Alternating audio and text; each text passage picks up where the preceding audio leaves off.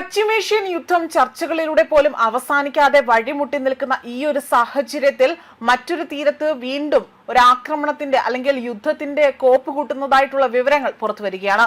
അതായത് തായ്വാൻ തീരത്ത് നീക്കങ്ങൾ സജീവമാക്കിക്കൊണ്ട് ചൈന ഇപ്പോൾ രംഗത്ത് വരികയാണ്. വട്ടമിട്ട് പറന്നുകൊണ്ട് വിമാനങ്ങളും നങ്കൂരമിട്ട് യുദ്ധക്കപ്പലുകളും അവിടേക്ക് വിന്യസിപ്പിക്കുന്നതായിട്ടുള്ള റിപ്പോർട്ടുകൾ പുറത്തുവരികയാണ്. ഇന്ന് രാവിലെ 6 മണി വരെ തായ്വാന് ചുറ്റും ചൈനയുടെ 2 വിമാനങ്ങളും 8 യുദ്ധക്കപ്പലുകളും 4 ഔദ്യോഗിക കപ്പലുകളും കണ്ടെത്തി. ഇതിൽ ഒരു വിമാനം തായ്വാന്റെ തെക്കു കിഴക്കൻ വ്യോമ പ്രതിരോധ മേഖലയിലേക്ക് കടന്നു എന്നതാണ് വിവരങ്ങൾ പുറത്തുവരുന്നത്. തായ്വാൻ സൈന്യം സ്ഥിതിഗതികൾ നിരീക്ഷിക്കുകയും പ്രതികരിക്കുകയും ചെയ്തിട്ടുണ്ട് എന്നും മന്ത്രാലയം അറിയിച്ചിരിക്കുകയാണ്. കഴിഞ്ഞ ദിവസം ഇതിലും വലിയ സൈനിക നീക്കമാണ് ചൈന നടത്തിയത്. രാവിലെ 6 മണി വരെയുള്ള കണക്കുകൾ പ്രകാരം 17 ചൈനീസ് സൈനിക വിമാനങ്ങളും 7 യുദ്ധക്കപ്പലുകളും ഒരു ഔദ്യോഗിക കപ്പലും തായ്വാൻ തീരത്ത് കണ്ടെത്തിയതായി തന്നെ വിലയിരുത്തുന്നുണ്ട്. 17 വിമാനങ്ങളിൽ 15 എണ്ണവും ഇരു രാജ്യങ്ങളെയും വേർതിരിക്കുന്ന മധ്യരേഖ കടന്നുകൊണ്ട് തായ്വാന്റെ വ്യോമ പ്രതിരോധ മേഖലകളിലേക്ക് പ്രവേശിച്ചതായും പ്രതിരോധ മന്ത്രാലയം ഇവിടെ അറിയിക്കുകയാണ് ചെയ്തിരിക്കുന്നത്.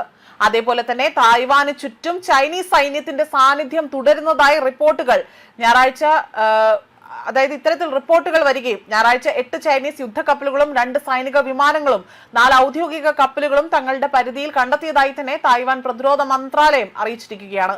ഇതിൽ ഈ വിമാനം തായ്വാന്റെ വ്യോമ പ്രതിരോധ മേഖലയ്ക്ക് കടന്നു കയറിയെന്നും മന്ത്രാലയം എക്സിലൂടെ വ്യക്തമാക്കുന്നുണ്ട്. സ്ഥിതിഗതികൾ നിരീക്ഷിച്ചു വരികയാണ് എന്നും ഇവിടെ പ്രതികരിക്കുകയാണ് ചെയ്തിരിക്കുന്നത്. ചരിത്രപരവും രാഷ്ട്രീയവുമായ കാരണങ്ങളാൽ ഏറെ സങ്കീർണമാണ് ചൈന തായ്വാൻ തർക്കം.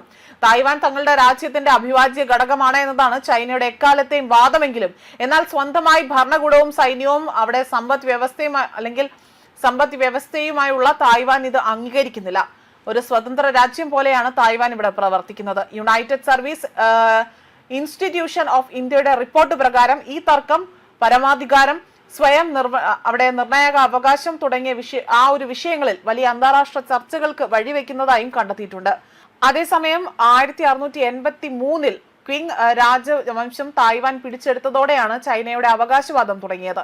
എന്നാൽ 1895 ഒന്നാം ചൈന ജപ്പാൻ യുദ്ധത്തിനു ശേഷം തായ്വാൻ ജപ്പാന് കൈമാറിയതോടെ 50 വർഷത്തോളം ദ്വീപ് ജപ്പാന്റെ കോളനിയായി മാറുകയും 2ാം ലോക മഹായുദ്ധത്തിൽ ജപ്പാൻ പരാജയപ്പെട്ടതോടുകൂടി തന്നെ തായ്വാൻ വീണ്ടും ചൈനയുടെ നിയന്ത്രണത്തിലാവുകയാണ് ചെയ്തത്.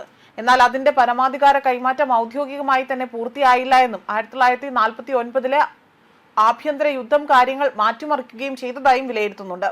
ചൈനയിൽ പീപ്പിൾസ് റിപ്പബ്ലിക് ഓഫ് ചൈന നിലവിൽ വന്നപ്പോൾ റിപ്പബ്ലിക് ഓഫ് ചൈന സർക്കാർ തായ്വാനിലേക്ക് പിൻവാങ്ങിയതായും അതോടുകൂടി 2 കൂട്ടരും പരമാധികാരം അവകാശപ്പെടാൻ തുടങ്ങിയതായും വിലയിരുത്തുന്നു. അന്നു മുതൽ തായ്വാൻ ഒരു സ്വതന്ത്ര രാജ്യം പോലെയാണ് പ്രവർത്തിക്കുന്നത്. എങ്കിലും ചൈനയുമായുള്ള സൈനിക ഏറ്റുമുട്ടൽ ഒഴിവാക്കാൻ ഔദ്യോഗികമായി സ്വാതന്ത്ര്യം പ്രഖ്യാപിച്ചിട്ടില്ല എന്നും United service institution of India ഇവിടെ വ്യക്തമാക്കുന്നുണ്ട്. ന്യൂസ് ഡെസ്ക് കർമ്മ ന്യൂസ്.